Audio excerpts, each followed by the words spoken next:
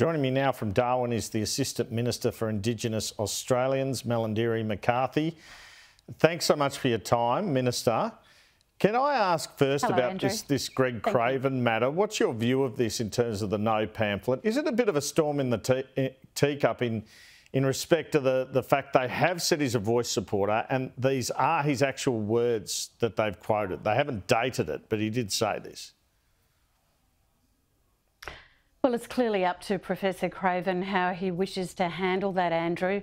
Obviously, it sounds like he's enormously disappointed that he's been quoted in the no case when he does support the yes case. But these are matters for Professor Craven. I guess it's also another example of how the pamphlet doesn't have to be corrected, as the Commissioner Rogers has said there from the AEC. So no doubt it's very disappointing for him. He's the one who mentioned parking tickets and submarines in terms of the Voice. I interviewed him earlier and he said, well, that could be the case. The advisory body could advise on those things. What do you say to that? But I don't think that was the quote, is it, that is in the no pamphlet? I think if it's anything, it's Professor Craven trying to put a case as to what he thinks a voice to Parliament is about.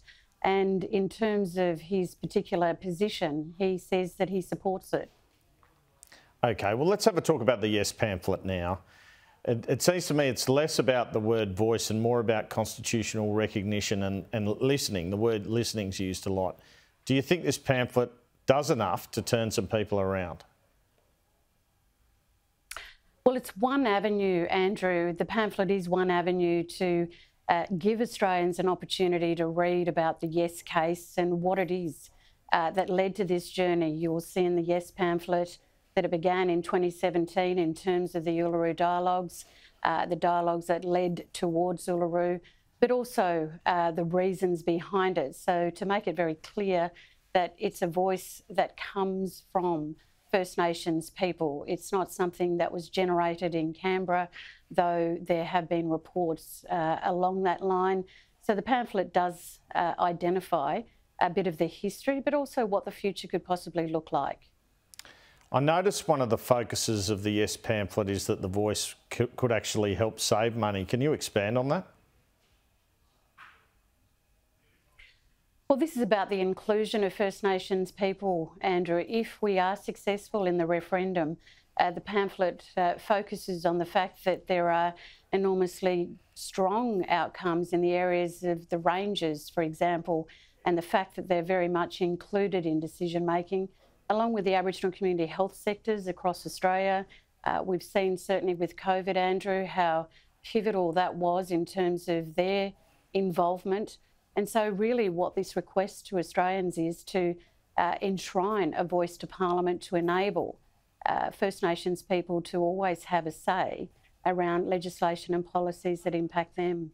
All right, let me read you some of the no pamphlet. It says, quote, "We all want to help Indigenous Australians in disadvantaged communities.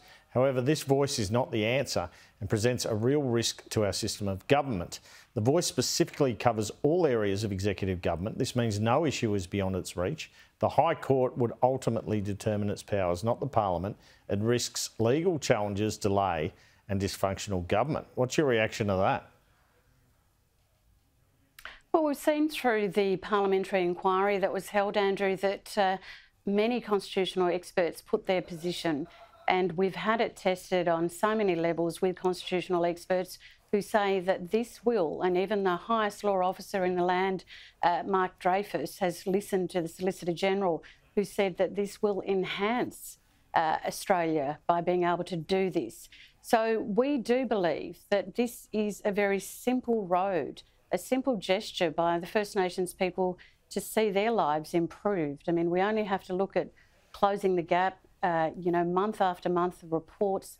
We've got to see something different. I don't want our future Australians to have to be dealing with closing the gap. I want them to have other issues. Are you saying, though, there's pretty much a guarantee it won't clog up the High Court?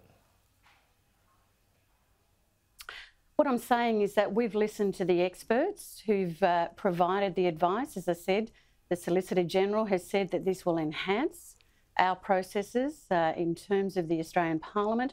and the relationship with First Nations people. And I think that is enough to be able to listen to that and have confidence that we can do this.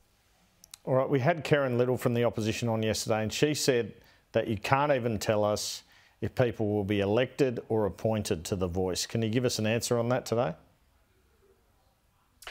Yeah, sure. Look, I was in the Parliament in terms of the Senate committee, Andrew, where we debated this into the early hours of the morning up to about 4 a.m, talking about the fact that if we are successful in this referendum, then it will be the role of the Parliament and legislators to determine all of the outcomes in terms of the model and in terms of how we're going to reach regional, remote communities across Australia, and I was going to say the Northern Territory, but across Australia, in terms of that representation right across the board.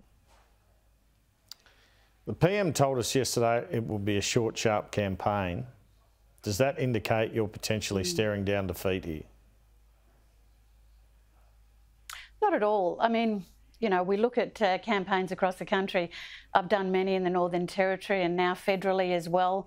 Australians are pretty tricky about campaigning. They certainly don't like it to go for a long time. So it makes a lot of good sense, actually, that the Prime Minister has expressed the view that it won't be a long campaign. I think that's important for Australians to know. Just finally, would the government seek to legislate the Voice if the referendum is unsuccessful, or would that be it? Well, my focus is just to make sure we get out to as many Australians as we can, Andrew. I really do want to see us win this. I do want to see a yes outcome, and that's all I'm staying focused on. Malarndirri and McCarthy, thanks for your time this afternoon. No, thank you.